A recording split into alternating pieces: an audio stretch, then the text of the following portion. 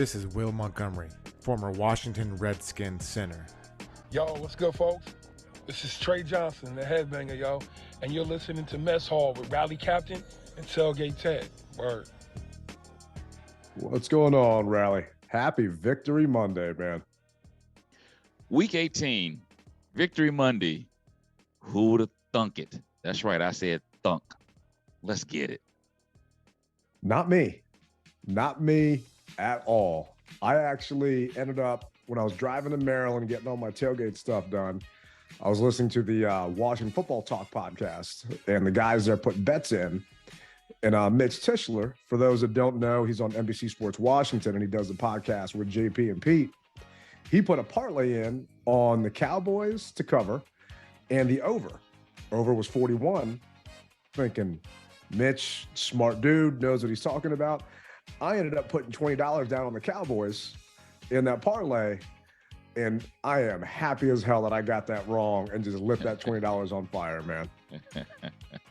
Well, speaking of bets, so I told you that initially that I bet that we would win more than 7 games. And lo and behold, we won 8. So you know I'm happy with that, brother. So my money came in and so I was happy about that. So I bet a parlay as well. And my parlay was CeeDee Lamb would get a touchdown and Jahan Dotson would get a touchdown. Oh, we know that didn't happen. You were close though, man. You were close. And oh yeah, I felt that CD was going to get one. I just felt that he was, and I thought that Jahan's been. I felt the connection between Jahan and Sam, even though we hadn't seen much, but Jahan is just a dynamic receiver, and I figured that Sam has the arm to get the ball to him, so it could happen. And little did I know that ball went to Terry. And I ain't mad. Don't get me wrong. I'm not mad. Oh, yeah. Ball went to Terry versus Jahan, and we won the game, and we shut everyone down, including you and me. Speaking of shutting down, man, and just shutting up, all those Cowboy fans. So I pulled in to the stadium at 10 o'clock in the morning. Yeah. And I'm starting to set up shop. I'm getting everything ready. It's just me hanging out there. And I'm listening to some Rage Against the Machine, thinking we're going to war today. So typically I'll listen to some old school hip hop or something like that while I'm getting everything set up by myself. Nah, I was ready to put some face paint on and just get at it on all those Cowboy fans. Okay. And next thing you know, the lots open up and it is just blue and silver all around me. And I was blocking off parking spaces for my boys that were late, some stuck in traffic, some hung over. And Cowboy fans trying to move my stuff around. Like, you obviously didn't see that I put that there. I'm not trying to be a dick about it, but I got someone bringing me something. They're going to park right here. And it was just a sea of them. I mean, you obviously were walking around. What was it like, man? I mean, to me, it was 70-30 stands-wise then, but what was it like in the lots, Cowboy-wise? I would say the same in the lots. And the running joke that I had was, thanks for coming and stimulating our economy. We greatly appreciate it. We need renovations at Fedex Field, so we greatly appreciate you guys coming in and helping us out with that. And so it was just a laughing joke. That's the good thing about fans. You got the majority of fans are fun-loving people, happy-go-lucky. They don't care one way or the other. Obviously, they want their team to win, but they're not there for the nonsense. You know what I mean? And then you've got the ones who just want to just start trouble. No matter where you go, you're going to find it. So, but for the most part, I'd say 99.9% of the people there were just fun-loving Cowboy fans. And I know it's hard to even say that in the same breath, but it was just fun and just the banter to go back and forth. And I said, listen, by all accounts, you guys are supposed to just mop the floor with us. I said, but at the same time, it's week 18. And you guys may look past us because of the playoffs. No, we're gonna do it. And I said, for your sake, I hope you're right, because I'm gonna come back to your tailgate and laugh at you. And so here we are at 9 o'clock at night later, just laughing at these guys. It was funny, man. That's awesome, man. Yeah, we typically take walk-up fans that come, because if you want to come to my tailgate, you got to RSVP. Right. RSVP shuts down on Friday at 9 a.m. So I get enough time to buy everything and get everything ready. And I'll typically have the sappy email of, I missed it. I just got tickets last minute. Can I show up? And the answer is, if you show up and we got space, then great. But I can't guarantee anything, because it's disrespectful to the people that actually took the time to save a spot for me to, you know, do you some favors. Well, we had some Cowboy fans walking up and asking, saying, hey, you know, can we help you out? The immediate answer out of my mouth was no, sorry, y'all welcome, but this ain't for you. You had to register ahead of time. One of the women actually gave me an attitude about it. I'm like, I'm not a restaurant. This is the tailgate we're hanging out here that we do for charity. And I felt like it was just going to be one of those days. And a couple of them actually tried to sneak back in line when I was cooking and doing something else, not thinking I would notice. So I went back over there and said, I'm not trying to be a dick about it, but y'all ain't welcome here. You can go hang out at some other tailgate. You got like thousands of other Cowboy fans to go eat their food. You ain't welcome to come eat mine. So, you know, goodbye, God bless, but not today. And I lost money at the tailgate yesterday, which is perfectly fine by me, because I wasn't taking that blood money, man. I don't need 30 pieces of silver from those Bamas. You lost money, dang, man. Okay, I mean, it was our smallest tailgate of the year, and I knew that was going to happen. I just can't tone down the menu and take the integrity of it out of it. We've been doing the same thing for a while. So, you know, it is what it is, but it offsets from all the other games where we had some extra cash. It just means that one of the charities we're helping out isn't going to get as much as we had hoped. But, you know, if the team would have played better, then it would have been all right. But when you made it inside the stadium, did you get a chance to actually walk around? Because I ran into you, obviously. We were hanging out, having a good time. But I'm assuming you made it in well before I did. What was it like walking around the concourse and everything else?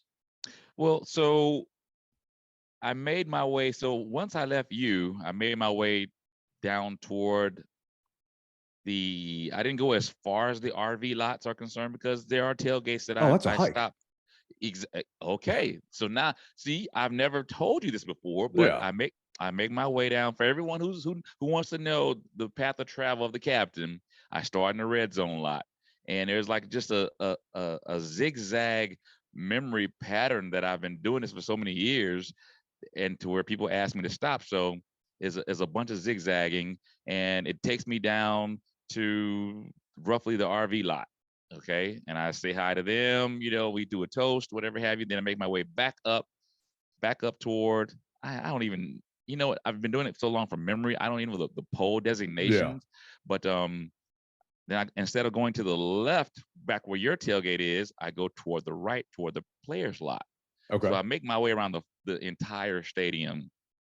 And so I went inside, didn't have any issues getting in, got on the main level and took pictures, kissed babies, the whole 9 yards.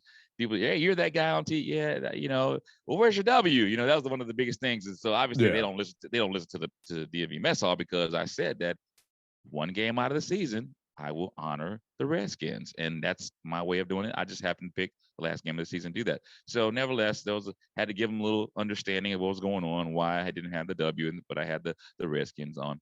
And then I was able to finally make my way down the steps to my seat. And bro, sea of blue with burgundy and gold sprinkled in, which we knew this already. Oh yeah, we knew it was going to happen, and I didn't mind. It felt like an away game for a second, man. Even though I know I was at Fedex Field.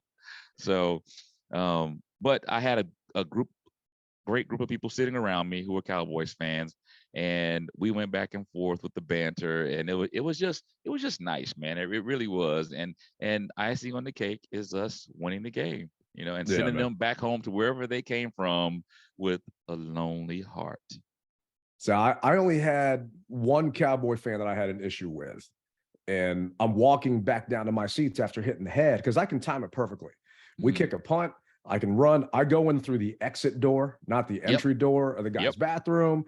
That way you get in faster, walk past everybody, boom, bam, got back to the row.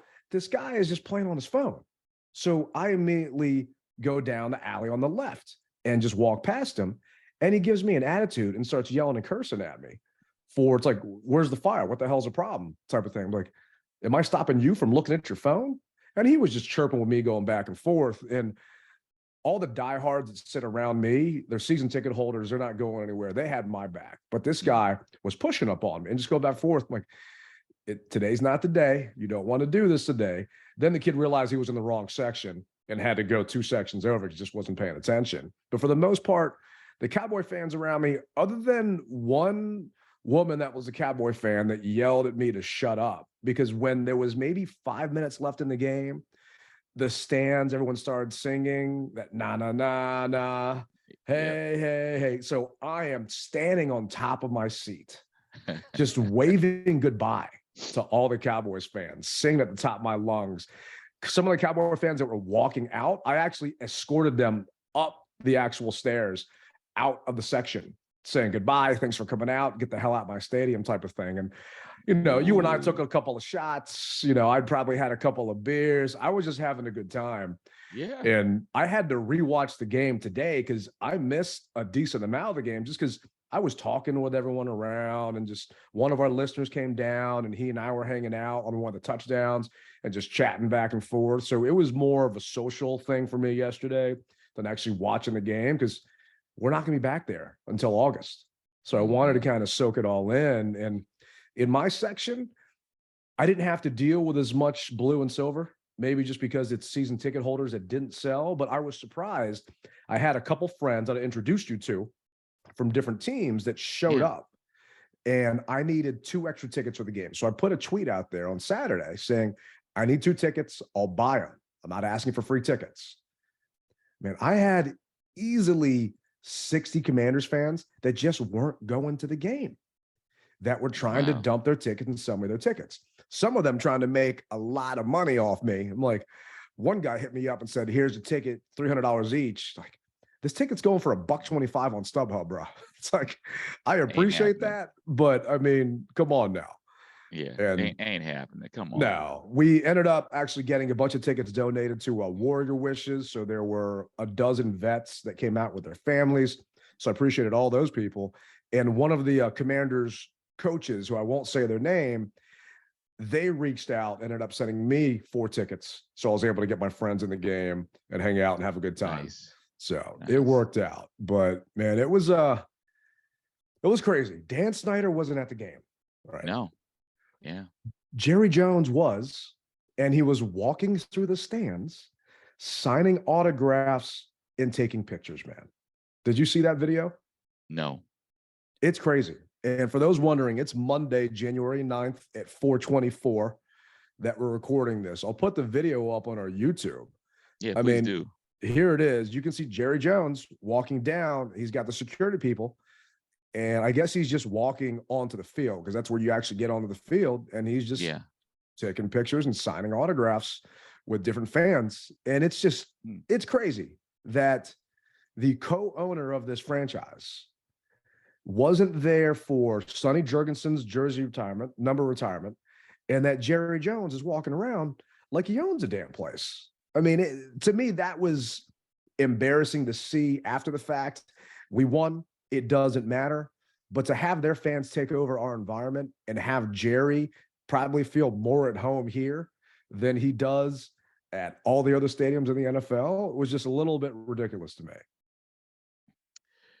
Well, you know, I hear what you're saying. And at first I thought he kind of did it on purpose. But now that you say that, I do know that to get onto the field is kind of a janky process. So he's got to walk through the sea of fans to get to the field. Although I thought he may have come through the tunnel. You know, typically they come through the tunnel. Yeah, there's a elevator that takes you right there, drops you right down. Boom, you come right out. He had to have been walking that lower concourse to go down that entrance. And those that haven't been before, it's one of the rows that come down, one of the sections that are on the Cowboy sideline. And you've got to walk to the 200 level, the 100 level, past the dream seats onto the field. Typically, you don't have ownership doing that. They're Right. coming in through their team tunnel and coming out that way. So I can only imagine if Jerry was sitting there walking around, pulling a rally, shaking hands and kissing babies while he's walking around the lower concourse, going to pick up some Johnny Rockets on the way to the stands. Some paisanos, baby. Come on now. You had to I get a do like some slice. paisanos, man. Oh, heck yeah. Shout out to Ford. Yeah, man. That's hey, I like some paisanos. But hey man, you're a $1 billion owner. You do what you want to do. It's the last game of the season for us. So why not make everybody happy and shake hands? Now, this next week will be the last week for them, obviously, if they continue to play the way that they played. But I got to tell you, I was very happy with the way our guys played. And I know that we went back and forth with the whole Sam Howell thing, and I'm actually happy that he did play. Hey, the captain, one thing I've always said, if I make a mistake or if I'm wrong, I'm man enough to admit where I'm wrong. And on this one, I was wrong, and I was happy to see Sam play. I really was. And I'm actually happy that his name is in the QB mix. Now, granted, it's just one game, but from what he showed is what so let me go back a little bit for everybody that's been following us and for the ones who have not been following us. You said, I want to see what we have in Sam. And I said, Ted, I already know what we have in Sam because what he did last night was basically what he did in college. So that's what I meant from that side of the house. But as far as the professional side of the house, I understand that there was just this what do we have there? So, and I appreciate him balling out and maybe putting a little bit of the controversy to the side. But I know that we've got a long way to go as far as that's concerned. But I was happy that we were able to see that arm that he has, and that Jahan should have caught one of those passes, and Terry should have caught a couple too. But hey, the fact is, we see that the kid, the arm, it relays into the pro level. He's got a rocket. He can get it done with his legs. He had a bonehead move in the end zone, but we expect that. He's a rookie. He's a fifth-round rookie for a reason. Those are the growing pains that you hope he grows out of. And some of the only ways to grow out of it is getting that experience and realizing. I went back and watched that play specifically, and there was nothing there. He was triple covered in the end zone, and you've got to walk away with at least 3. But who knows at that point if Joey Sly is even going to make the damn field goal. I mean, he was absolute trash yesterday and probably played himself off the roster, or if not, into a kicking competition next season. Because Joey left 7 points. I was going to ask you about that. Do you look for a new kicker now, or do you just kind of, what do you do? But you got to bring in competition. You've got to bring in someone to challenge him, and who's going to be there? Who knows? But at no point did he earn himself a spot to just coast next season and not worry about it at training camp. There's plenty of balls to be snapped to have a couple kickers come in and see what you can do. And, there have been a couple of games that were close, and a missed field goal here and there can definitely cost you. I mean, typically Commanders / Washington teams of the past, we all look at that missed extra point or missed field goal and thinking, this is why we're going to lose. We're going to lose by 1, or we're going to lose by 2. And that field goal would have helped us. Thank God it didn't hurt us yesterday. By any means, everyone stepped up. And it's just, the Cowboys were playing for something. They played their in starters the entire game. Even though the Eagles were just trouncing the Giants, the Cowboys never let up. Dak had 37 attempts. He stayed in the entire time. I mean, Dak was 14 of 37 for $128 with a touchdown and an interception. He should have had, granted, he should have had 2 picks, if not 3 at that point. They did eventually pull Dak. Cooper Rush came in for 1 attempt. 2 minutes, I think. Yeah. So I think it was 2 to 5 minutes left in the game, and they pulled Dak. So yeah.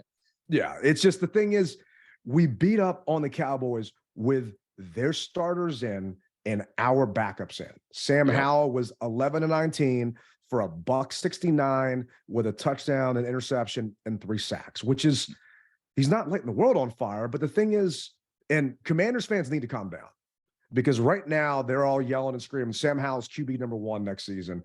He's the future. They're treating it like how Heineke lost us that playoff game against the Buccaneers. This was not an iconic performance by this young man, but what I did see from Sam is he hits his receivers in stride. He gives them a chance to make plays after they catch. A majority of his throws were on point. They weren't behind guys. He showed poise in that pocket, and he used his legs when he needed to use his legs. He averaged 7 yards a carry on the ground. It was 5 for 35. And the offense seemed different with him in it. There was more read option. There was more threat of run. Yeah. You know, Scott maybe realized that, hey, I am play calling my future right now because it's Black Monday today. And if Scott didn't adapt his game plan for Sam, then best be sure his name would have been on the chopping block. But as of 4:30, he still has a job. So we'll see what happens. But I was happy, man. You know, the only person that I wanted more out of from an offensive perspective was Jonathan Williams. Jonathan had 14 carries for 32 yards. I wasn't impressed with him. I was happy as hell for Jaret Patterson, though, man. Seeing him take advantage of what he had. And I sent a tweet out there when they brought Jaret Patterson up from the practice squad and activated him, said, I can't wait to see him against a #1 Cowboys defense. And a couple of people replied saying, are you being sarcastic? No, I'm being realistic, because in the preseason, whenever he gets in, it's against 3rd stringers and 4th stringers that are in this league. And we saw what he could do against that #1 Cowboy defense. Well, I remember him being in last year. He did pretty well. I mean, and if I'm where did he come from? Was it Syracuse or Rhode Island? It was one of those up north schools. I don't remember which one. It was, I think it was Buffalo. Syracuse. Okay, okay. So once again, up north. So I wasn't too far out of the ballpark. But I enjoyed watching the kid last year. I enjoyed watching him when he did sprinkle in this year. And so it just goes to show you that once again, we have weapons that just need to be utilized. And I'm hoping that we can get some new guys from the offensive line and go to town, man.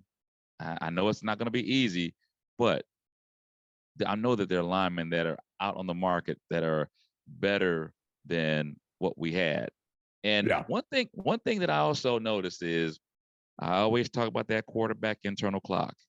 And back in school, it was E-I-E-I-O throw or E-I-E-I-O go. And that's what I saw from Sam. I love the fact that his reads were quick.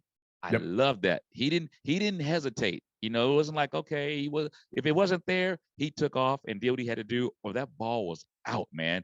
And with the line, let's just say for all intents and purposes that they keep this same line, which I hope to God no.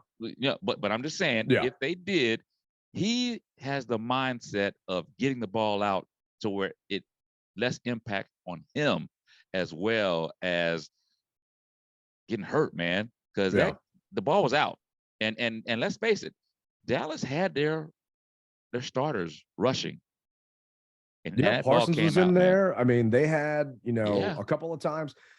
2 of those sacks, I'd say, were on Sam. And 1 sack, I'd say, is on the offensive line. Sam, I mean, being a rookie, he showed poise at the press conference. He took blame for everything. Talked about how they left points on the table. Talked about how he didn't do his offensive line any favors, and he held on to the ball too long. Talked about how it was a boneheaded mistake on that interception. So, I mean, he is showing you all those things that you want to see. And Brian Mitchell on his show today, B's daughter works at the NFLPA, and he told a story on how his daughter met Sam Howell and how she met Jahan Dotson. And compared to all the other rookies that came in, she said a bunch of the other rookies were acting like high school kids. These guys were acting so respectful and like vets. And to me, some of that shows from their interaction with the media, their interaction with their teammates. I've got my own thoughts as to why Heineke didn't want to play. It comes out after the fact. Jeremy Fowler said that Taylor Heineke told Rivera to let Sam start. But the fact that, he had other players rooting for him and wanting him to play shows me that they felt that he was mature enough to be on this stage. And it turns out that Sam grew up a Cowboy fan. He kept that a secret from everybody until the post game. So knowing that after the fact, I'll forgive him. But, it's interesting to see what he did. What's that? You forgave me. That is true. That is true. All I got to say is, how about them Cowboys? It's just yelling and screaming that in the stands after they're getting their ass beat. But, you talk about the offensive line. We had Charles Leno play 100% of the snaps. He didn't miss a single snap the entire season. So hats off to Charles. Definitely. Granted, yeah. Oh, yeah. There were a couple snaps where he didn't play. He was actually on the field, but he didn't actually play. I can think of a Thibodeau one, that didn't actually help out. But Chris Paul came in at guard and played 100% of the snaps. Sam Cosmi was at tackle, and Trey Turner was out there. So, if that's going to be your offensive line, okay, well, we'll see what happens. Is Andrew Norwell going to be back? I don't know. But the big question is what's going to happen at center. For those of you that are wondering, Rally and I are going to do kind of a season wrap up and, preview for the offseason of what should and shouldn't happen and what we hope will and won't happen next week. But the O-line, they were pretty stout. And I'm shocked at how many snaps our ones took. Terry was in for 76% of the offense. Mm-hmm. Same thing with Jahan. Same thing with Logan Thomas. I was surprised that Cam Sims, only 18% of snaps. De'Ami Brown, 12% of snaps. I thought that we were going to see those kids more and see what they had and build on that De'Ami Sam connection. So I'm kind of surprised that that's the game plan. And to me, that shows that Rivera really wanted to win this game. It wasn't about getting experience for some of the young bucks. It was about getting to 500 for him. Well, what I was going to say is, I think that, yes, he wanted to win the game, but one thing about Rivera is he'll say one thing and do something else. And for the life of me, I'm cooling my jets, so to speak, but for the life of me, I think that he really wanted to see the connection between Howell, Jahan, Terry, and Curtis. Even though Curtis didn't really do much of anything, but he wanted to see that because I'm telling you, man, I feel that he's going to be right now. He's projected to be the QB1. He just is. Slow your roll down there a little bit. I'm slowing my roll, but what I'm trying to get at is he could have brought in De'Ami. He could have brought in more of Cam. He could have done exactly what you said, but he wanted to see if the kid could do what he needed to do to possibly elevate him to be QB1.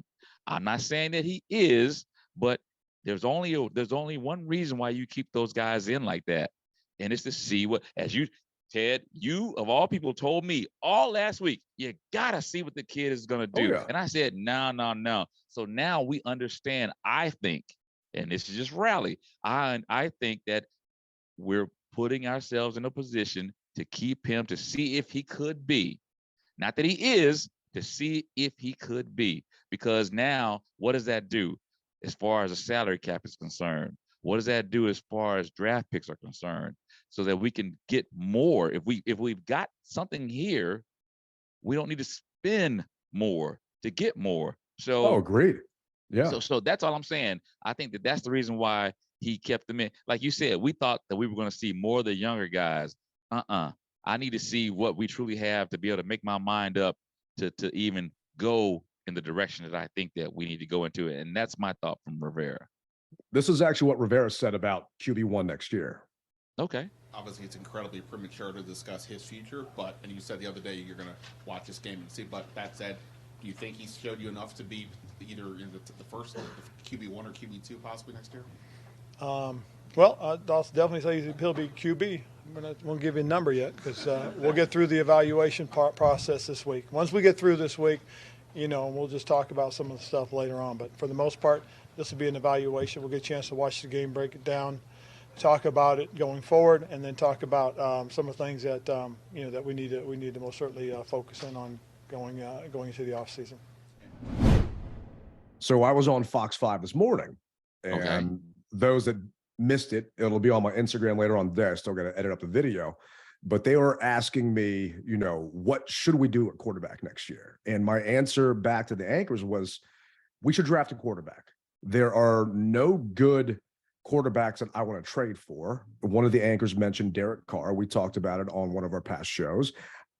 What I don't want is this front office and regime to give up draft picks for a quarterback from someone else's team, to give up picks for a quarterback that isn't working in someone else's system. And I am 1,000% on board with you about salary cap and everything else. The good news is Carson Wentz, they're cutting him, and he's going to count against 0 for the salary cap. Taylor Heineke, free agent. So his number's not on the salary cap. If we could go into the offseason and go into next season with Sam Howell competing with another rookie, then that means that gives you more money to pay Deron Payne. That gives you more money to pay Montez Sweat. So, a lot of people are saying, was this Heineke's last game? Well, this is actually what they talked to Rivera about Heineke when he was leaving the stadium yesterday. Taylor Heineke, you look pretty emotional coming off the field. Oh, yeah. You had a chance to talk to him at all during the season? No, well, not since getting off field, but he's a heck of a football player, and he's a part of what we're doing, and he handled himself this week about as admirably as you can. So I really feel that Heineke's not going to be here. I don't know why he would want to be here. And those that are wondering about my Jeremy Fowler comment, Heineke told Rivera to let Sam start the game and play the game. And you can look at this one of two ways. Him being a good big brother and wanting Sam to get that experience that he needed, or Heineke playing this from a business perspective. You benched my ass for Wentz because you said he was going to give you a spark. And now you want me to come in and fix your mess and play behind a makeshift offensive line against the Dallas Cowboys heading into the offseason. No, thank you, Ron Rivera, because all I'm going to do is risk my potential payday and contract with either this other team. So no, I don't want the ball. I don't want to start. Let Sam start. I'll be the backup. And for me, it was the latter. Heineke did not want to play against the Cowboys because he didn't want to risk getting hurt. He knew what Micah Parsons did to Carson before and everything that happened. Why go in there? And this is actually a quote that Nikki Javala has that Heineke said today during cleanout day. And I quote, "I've thought about it a little bit. Being a starter is great. You want to keep playing ball. But at the same time, I fully embrace the backup job. You don't obviously get hit as much. But just to be a part of this team and to help in any way you can to try and get to that ultimate goal of the Super Bowl, I just want to be on the team. And again, 2 years ago, I was on the couch. So being on the team is everything to me." And I don't think Taylor's going to be here. I think he's going to be in another locker room, whether it's as a backup or as a starter someplace, because there aren't enough good quarterbacks in this league. And I don't think he's starting material. And it's going to be interesting to see how he does in a different system. I just hope that Rivera and the Martys do what's right for the long term of this franchise. And in my mind, that is drafting some kids, bringing some guys in to compete with Howell. Well, I differ with you, Ted. I think Taylor is a starting QB, providing that I'm just going to throw this name out, providing that he went someplace like Shanahan, who would cater an offense around his skill set. I think that if instead of trying to force that doggone, square peg in a round hole, I think that he could actually start somewhere. The fact is, we want to try to always force a guy to do something that may not be his skill set. So if somebody can build an offense around him the way that and realize what he can do and what he can't do, I think he can start. So who knows? And we've seen it before. So it could happen. It may not happen here, but and if this was his last game, hey, my hat goes off to you, Taylor. It really does, because you did what you needed to do to tell your story from us. It goes back to what I said as far as Rivera. I feel if Rivera was to move on, my hat's off to him too, because he came in and did what he needed to do for this franchise to turn it around. So, hey, if it happens, it happens. If it doesn't, no matter what, we're still going to ride and we're going to go ahead and figure this out. But I believe from what I saw that Sam will be QB1. I just do, because he gave us that Heineke feeling against Tampa Bay. Playing He against has the Cowboys. the moxie. I get that, but Yeah. you can't. I cannot make the determination if he is good enough to be the franchise quarterback for this team in 60 minutes of football. It's just way too early. And Well, you know, he had the so going back to our past show, I said the kids only had 3 days of starts. And look what he did. Practice. 3 days of practice. I'm sorry, three practice. Three with the ones. And look what he did. Even though Dallas was okay, so this was the Dallas Cowboys. Yes. At the same time, as I always tell you, I am a believer in body language. And the body language said that they had moved on until next week. They looked past us. Their body of work said, hey, yeah, okay, we're playing, and we know we want to win, but at the same time, hey, we got Tom Brady next week. These guys aren't in it. We need to go ahead and shore up some things. So they really weren't playing like I think that if it was week 4 or week 5. They were playing for the NFC East. They were playing for the division. Yes, they were. But once they got punched in the mouth, Ted, it's like their body language went away. Once they got punched in the mouth, their body language looked for me to say, all right, let's focus on freaking Tampa Bay. Well, I That's think what it Mike said McCarthy, to me. yeah, I think their head coach, McCarthy, is one of the worst head coaches in the NFL. The fact that he has a job, I don't get. I think I basically put him and Rivera as equals. I don't think they're good head coaches. They just have better weapons. I mean, Dak Prescott was complete trash. 14 to 37. I mean, I don't know how many balls. He threw a pick to Kendall Fuller that he dropped. Yep. And the very next play, threw it right back at him. That K. Full brought it back for a pick 6. I mean, he wanted to throw an interception, so he just did it as many times as he could. I mean, Zeke he had 8 carries for 10 yards. He had 1.3 average. Tony Pollard, 7 for 19. I mean, our defense played. I mean, Khaleke Hudson came in and had, I think it was 7 tackles.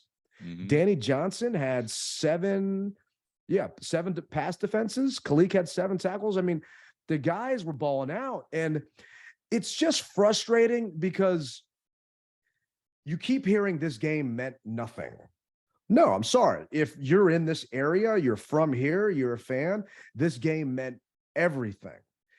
And Scott Abraham from Channel 7 asked Ron Rivera, where was this intensity the week before against the Cleveland Browns in a game that meant something? And this was Rivera's answer. Ron, there seemed like there was an intensity and a focus here tonight from this team that was maybe lacking last week. Why do you think that? No, don't tell me it was lacking last week. They came out to play and they played hard. They played their asses off last week. We just got beat. Don't say those guys. These guys have played hard all year. Okay? Please don't do that. Okay? They played their asses off today as well. Last week it just didn't work. This week it did work. I'm sorry, but they did not play their asses off last week. If anyone watched that game, you could see that they had zero energy. You talk about body language constantly. It was atrocious. Mm-hmm. So it's a very fair question from Scott. And Rivera tries to jump down his throat so he doesn't get any follow-up questions and to try and intimidate the reporters out there. Sorry, Ron, you're wrong. Your team played like when you had the playoffs on the line that you didn't even realize you could get knocked out of at that game. And it's so frustrating because you see the potential here. You see, Doc Walker, next man up mentality. You had David Mayo come in for Jamin Davis. who had 7 tackles and did a good job. John Ridgeway come in for John Allen that did a damn good job. I mean, there was Benning Potae. Who the hell is that guy? Well, I've seen him. I've seen him on the practice squad. Yeah. I've seen him, and I actually, so in camp, I like what I saw from him. But obviously, he's behind Allen or Payne, so he wasn't getting in. But I in the practice squad, I did like what I saw from him. So I was happy that he was able to get a piece. And it's just, to me, that's coaching. You have these guys that are quote unquote playing for nothing. No, they're playing for a contract. They're playing to put film up for a different team, because there's going to be roster turnover. We don't know player-wise who's going to be here. We don't know coach-wise who's going to be here. But the guys that came in and the way they stepped up, it was just such a great sight to see. The fact that Chase Young played as many snaps as he played yesterday, I was surprised to see Chase out there. Chase played 70% of snaps. Montez, 69%. Deron Payne, who was going to get paid, played 84% of snaps. I mean, it was just so great to see, but also to have those young guys come in to kind of offset that. And that intensity was there. It felt like a rivalry game. And when Dallas, and I missed this, that's why I had to catch it on the rewind when I watched the game today. The fact that, their first punt, their punter just completely whiffed on the ball and we ended up getting it. And Chris, Sip Holmes was there, and the muff punt, Tress Way putting that English on that thing. And it's just, it felt like everything was bouncing our way other than Joey Slye missing those kicks. I mean, it was just our day. And maybe some of that was, like you said, we punched them in the mouth and they didn't want to take it anymore, but the guys were ready. And it was just so great to see. And it's a victory Monday. Oh, yeah. And I couldn't be happier. It's just also frustrating knowing that we could be in the postseason, but we didn't do what we needed to do last week against a far less superior opponent in the Cleveland Browns. But the Dallas Cowboys, the 5th seed, we were able to punch them right in the mouth. And not only that, Ted, what this does for us, even though I think we're when we say it doesn't mean anything, it doesn't mean anything because we weren't able to go to the playoffs. I think that's where it stops. That's what it didn't mean anything. But for all those fans who came out to the game, it meant something. For the people at home, watching the game, it meant something. And what I mean by that is now we ended the season with a win and not a loss. So ending the season with a win, just even though they say it doesn't transfer over to next season, I feel pretty good about our chances and what I saw for this last game. It just puts it doesn't mean anything because it doesn't transfer to 2023 later this season, but it just feels good that we were able to close the game out with a win. And to say that instead of you guys sweeping us, we split. Yeah, that means a ton. And, I wanted Sam to get the start because I wanted Sam to get the experience. We talked about speed of the game. And this is actually what Sam said during his presser. Sam, in the preseason, you talked about the speed of the game being the biggest adjustment for you. How did you feel about that today? Yeah, I felt like, it went pretty smooth. I thought I made good decisions for the most part. But I think it's really just a credit to our practice this week. I think we had a really good week of practice. That gave me a lot of confidence coming into the game, and I think the game was honestly slowed down for me as it went on, obviously.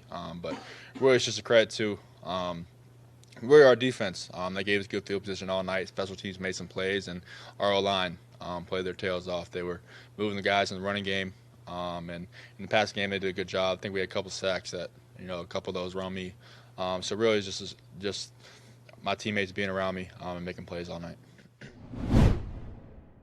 And that is what translates for me, for him to understand that and to go through his progressions. And I'm sure it was a dumbed down playbook compared to what Scott Turner's been calling. I mean, Chris Cooley has been just going after Scott Turner on the Kevin Sheehan podcast. And if you guys don't listen, make sure to check that out after you listen to us, obviously. But Cooley calls it like he sees it and has just basically been eviscerating Scott Turner, saying it's, some of the, and I'm paraphrasing, but some of the worst play calling he's seen. And, for Sam to be able to take advantage of this opportunity, got a long way to go. We were still 3 for 14 on third down. But the thing is, he has the arm, he has the attributes of a starting quarterback. He commanded the huddle. There weren't any offensive penalties that were ridiculous. I'm looking at penalties here. We were 2 for 10. You didn't see any illegal procedure penalties and things like that. There was a false start, but that's not on Sam. And there were 2 ineligible man down the fields. That's not on Sam. No. Typically, a rookie quarterback coming in, you get delays a game, you get guys not lining up properly. You didn't have any of that. So that, to me, showed the maturity that he has been in this system through all of OTAs and minicamp and got guys where they were supposed to be. We have had so many games with penalties here and there, left and right, and Sam took charge. And it's just, like I said, I need to see more, but we have an entire offseason and an offseason program for that, and hopefully a competition to see that. But kid's got the arm. Definitely. He's got the legs. Does he have the head to take this in? And if and when things do go wrong, how does he handle that adversity? We talked about Carson. Carson's got it, but mentally, he's got it physically, but mentally he doesn't. And when it goes wrong, he shuts down. So how is Sam going to handle that adversity? Imagine, take this back. Clinton Portis' first carry as a Redskin was a house call. Sam Howell's very first touchdown in the NFL was a freaking very first pass in the NFL was a touchdown. A tutty. It was a major tutty. It's just, it's crazy, man. And did you see what Terry McLaurin did after he caught that ball and threw it? He threw it in the stands. Yeah, man. So that's Sam. Just, I guess he didn't, he's still a young buck at that point, so didn't kind of really complain. So they had to negotiate with the fan that got the Sam Howell touchdown ball because Sam wanted to have that ball. It's his first ever NFL throw / touchdown. Yeah. So during the game, while it's going on, they brought Sam another ball to autograph so they could exchange it with the fan that was sitting in the end zone that caught his touchdown ball. And if I'm that person, no, Terry, you just threw this out here. You're going to give me a Terry McLaurin jersey. You guys are going to give me season tickets. You're going to get me free look parking. At you. Look at you. Come on, man. I need a Porsche and no, that's a little much. It eats up way too much gas. But it's just you got a little bit of leverage here. I'm not saying milk Sam for it, but you can milk Terry a little bit. He just got paid. And I'm glad that Sam got that first ball. This is actually what he said about his first NFL pass. Your very first NFL pass went for a touchdown? Yeah, that was awesome. Obviously, I didn't ever think it would happen like that, but just credit to our defense and our special teams for making a play and getting us the ball down there. And I just tried to go through my progression, and Terry was open on the shallow route, so just tried to give him a good ball, and he did the rest. So it was a super cool moment. And he talks about going through his progression. The All-22 is not out yet, but from rewatching today, there were a couple times when he had a couple checkdowns when he knew nothing was there, and those guys made, what they could out of nothing. It's just, it was great to see. You just hope that this translates down the road. To me, the big what if is who is going to call plays next year. And some of the rumor, and I don't know if you saw the article that came out, but Sam 48 had an article in the Washington Post, players coming out against Scott Turner publicly. I didn't read it, but I heard the rumblings of it. I've been real busy doing some other things, so I didn't read it, but I heard about it. It's a good article. If anyone out there hasn't had a chance like Rally to see it, Sam 48, Sam4TR on Twitter, and Sam is one of the beat reporters and writes for the Post. You have players basically coming in talking about how Scott Turner's play calling is really been suspect. They don't understand what he was doing. And players are frustrated with offensive play calling. None of the players gave their names. They wanted to be anonymous, Oh, yeah. But Logan Thomas actually said, Logan Thomas, tight end, was asked whether he thought the play calling put players in the best position to succeed. And he said, the way I put it is, we got so much talent, we should be scoring more points than we have been, he told reporters. 9 other commanders who spoke on the condition of anonymity to be candid about a coach expressed frustration with the play calling. They complained about predictability and abandonment of the game plan against Cleveland and Turner's tendency to deviate from plays that are working, which several players described as a coordinator outsmarting himself. You know, and this is just some of the stuff that we have been yelling and screaming about, that a lot of the fan base has been yelling and screaming about, is Scott Turner is an issue. Scott Turner is a problem. But the problem is they extended Scott Turner this past offseason. So Scott's contract matches up with Ron's contract. What do? You keep Scott or you chuck him? Let's just say that we're going to have a meeting in my office and we're going to talk about some things. And then based upon his answers, we'll go from there. Yeah. And Ron Rivera and Martin Mayhew they're not meeting with anyone today. So the postseason press conference is on Tuesday, and we'll be watching that. We'll cut up clips for it and actually play those in our next show. But Rivera is going to be evaluating his coaching staff. Today's Black Monday, and a majority of coaches, that don't do well get fired today. And I said on Fox, I don't see Rivera going anywhere. We've said it on our show multiple times. I don't see that happening just because of the ownership situation. Does he have the ability to fire Scott Turner? I don't know. I don't know if that has to be a Dan call.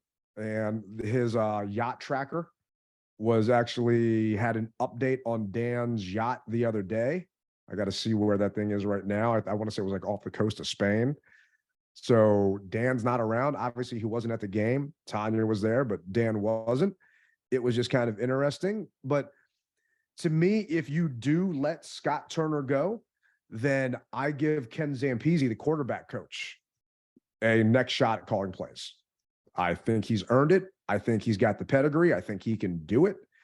And I love to see him get a chance. He's been with the Rams and Dick Vermeil, the greatest show on turf, the Bengals, the Browns, and he actually did a stint in the AAF as a play caller there. So it'd be nice to see Coach Zampese get a call up. I hope that's what happens if Scott's gone, because he knows the system, he knows the offense, and he knows the assets at hand. To me, that's what's most important. Well, Ted, the only thing that I can say is don't be surprised if the LA coach comes here. I'm playing. I hear you. I had the guys on Fox say that to me this morning too. I'm playing. He's not coming back. No, he's not. Yeah, he's not coming back. But the fact of the matter is, we've got an opportunity to do some things internally that I think need to happen to show stability within the organization. And if Scott goes, okay, he goes. If he stays, as I said, we having a talk in my office, and we're going to figure out a way to I'm not going to say dumb it down, but just because nobody wants to be called dumb, but I want to be able to streamline it a little better and go that route, because our guys are smart enough to be able to pick it up, but you got to be able to give me better situations. If I give you certain situations, I need to hear what you're going to call and not some off the wall crap, and then so this it could be his last year, hypothetically, this 23 season. If by chance, once we're in this meeting and you're answering all my questions the right way, and then after the 23 season, we go back and look, and you say, well, you answered the question this way. You didn't do that. So I got to let you go, since this is a performance-based league. Oh, yeah. I mean, this is actually what Ryan Fitzpatrick said in a quote from Thursday Night Football about Scott Turner's scheme. Fitzpatrick criticized Turner's scheme, saying it contrasted with the adaptable, player-friendly offenses popular in the modern NFL. This is a plug-and-play system, said Fitzpatrick, who played briefly for Washington 2021. They're not going to dial up plays and make up something that would suit Carson's game or maybe something that would suit Terry's game to get him the ball early. And this is what Fitzpatrick said during the pregame before that Bears game that you and I were at up there. Mm-hmm. And that is a problem. And that's what some of the players were coming out saying about Scott Turner, how his play calling just does not seem fluid and he does not scheme things up. One of the players specifically mentioned the flea flicker that Scott Turner called after B-Rob carried the ball for 7 yards on first down, and then it's 2nd and 3, and you call a flea flicker in your own territory. It's just things like that that show you that he is trying to outsmart himself and other coaching staffs, and it just has not worked. And Ron Rivera is supposed to meet with Dan Snyder perhaps on Monday next week. So he's going to sit down with Dan on the yacht. I don't know. Maybe he'll, get one of the private jets to fly him to wherever the yacht is, and then he'll hop on a helicopter. I don't know, but they're supposed to meet next week to kind of talk about the future and what's happening. And I'm not holding my breath for any major coaching changes or any changes, period, just because of the ownership situation so up in the air. Yeah. I do hope that we have some commitment to still do what's right from a player situation, because when free agency starts and when you're gonna have to start extending guys, I mean, to me, a lot of that is going to depend on who's writing those checks. And if I am willing to buy this team, I want to make sure that you don't, clean the cupboard out, so to speak, of all my good players because you didn't want to sign them and pay them any money. So who knows what'll happen there. It's going to be interesting. But to me, I don't want to say it's obvious Dan is checked out, but it's telling the fact that he wasn't at the game. Mm-hmm. And Rick Snyder, who we've had on the show before, actually sent a tweet out saying that Jack Kent Cook wasn't at the last game as well. So, it was just kind of interesting with everything that happened there. Yeah. And we're not going to be on the rumor mill, but I mean, the writing is kind of on the wall. It really is. And hats off to Mrs. Snyder for being there. She stuck it out, although she wasn't at, I want to say, the second to the Browns game. At least that's what I was told. I don't know for sure. So if she was, I will retract that statement. But if she wasn't, that's telling, man. It is. That's telling. It really is. And that there are times when you got to read the writing between the lines. And so if it does happen, I want it to happen sooner than later. I really do. And I know it probably can't happen until March, but if by chance February we could find out something, like Super Bowl week and the reporters at Reporters Row at Super Bowl and breaking news, and all of a sudden, boom, I could see that happening. That's what I'm hoping. And it's one of those things where, you can go back and forth. If you ever sold a house, and for those that have ever sold a house can maybe get this, you go back and forth with the buyers, and the buyer basically says, I will buy your house if you take care of these last couple of things, fix the gutters, do whatever else. Yeah. So maybe because the NFL owners have to approve a deal. The next owner meeting is March 26th, March 27th, I believe, in Arizona. So you could come to terms in February. And you could say, I'm going to do all of these things. We're good to go. Handle that.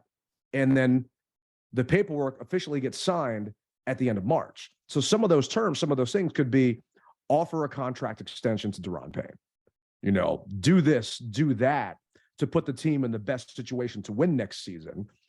And then when I buy the team from you, I will throw you his signing bonus.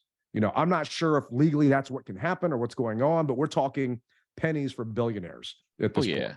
Yeah. And it's those off-season questions for me that matter the most. What's going to happen with your players? What's going to happen with the guys that you should keep, the guys that you should extend 50-year options? And we'll find some of that out tomorrow during Ron and Martin Mayhew's press conference. I mean, I think it was that press conference last year that Martin Mayhew threw Brandon Sheriff under the bus Under the bus. saying that we offered Brandon X amount of money and he didn't want to take it. And I don't blame. At that point, you knew Sheriff was gone when Mayhew publicly did that. Yeah. And Mayhew since apologized for that. But sometimes they talk a little too much. And we always like to say less is more. Mhm. But I'm hoping they're, just hammered and they let spill all the beans tomorrow when they're talking to media. So it's going to be Ooh. interesting. Man. Well, I can see Ron going on the yacht on the IMAX theater with the clicker, about Scott Turner. Dan. Just show that flea flicker. That's all you got to do. Yep. He flies him Replay in. He flies him in for one play and then flies him out again. It's just It'd be interesting to see what happens, man. But it was a great game nonetheless. And we beat Dallas. We ended up 8-1. You hit your bet. I was actually going to take that bet of a win total, but when I wanted it, it was at 6.5. And I felt good at 6.5. And then when I actually got to the casino, they changed it to 7.5. And I didn't feel comfortable at 7.5 looking at the schedule. So I'm happy that you got yours and you hit that. And, hopefully it'll help us pay for some of those away games, because the away game schedule is out and we'll preview that on another show. Cause I kind of want to get your early kind of predictions with, obviously it's not going to count for anything because we don't know when in the season we're playing them and when our bye weeks are and short weeks and this and that. But I am curious to kind of run down that with you. But with that being said, who do you give your rally chain to? And we said our signature performance had to come from, it's the first time we both took the same player, but it had to come from Sam Howell. Yep. But who gets your rally chain for the game? Ditto. Sam. He fifth round start backup. He came in and he did what he needed to do, albeit made some mistakes, but ultimately he helped us win the game. So it goes to him. Yeah, Sam had a heck of a game, man. And just to not pick the same guy you're going with, I'm giving mine to Jarrett Patterson. Jarrett Patterson. So happy for that young man. And I hope he put up enough film, because it was the NFL game of the week on Fox. You had other people watching that game. I hope he put up enough and showed enough to earn a regular roster spot someplace else, because we don't have room for him here. We've got Antonio Gibson, who actually got foot surgery, which is a little concerning, but we've got AG, we got B-Rob here, and they got JD McKissick. So there isn't room for Jarrett here. I hope that Jarrett put up enough tape and showed enough in that game to get a chance to go to camp someplace else and get a chance to play someplace else and actually earn himself a spot, because he can play. And I would love to see him succeed. I don't care if it's in burgundy and gold. He's from this area, and you want to root for those kids that are from here. I think he'll be back to it. I hope he isn't, for his sake, because he's not going to surpass those three guys. Yeah. He's not going to be RB2 or RB3 in the system. I think he'll be back, bro. That's just me. Time will tell. Time will tell. Time will tell what happens with Jarrett. It'll tell what happens with Sam. It'll be interesting to see what happens with just really this entire franchise, because everything is so up in the air. But the good news is, as a fan base, we get knocked down, but we're constantly getting back up again. And I can't wait to do that and focus on this offseason and see how these guys actually bounce back from getting punched in the mouth this 2022 season. And as we're wrapping this up, for the first time, I've got to say, shout out to the organization on not bungling Sonny Jurgensen's jersey retirement ceremony. I got to tell you, you guys did a great job. And so we ended the season with a win on both levels. And I always tell you guys, thank you so much for watching, listening, subscribing. And when you watch, it helps the algorithm help us. So keep it up, and we will be seeing you guys sometime next week with the season recap. Love you guys for listening. And remember, you guys rep it hard, but don't rep it at all.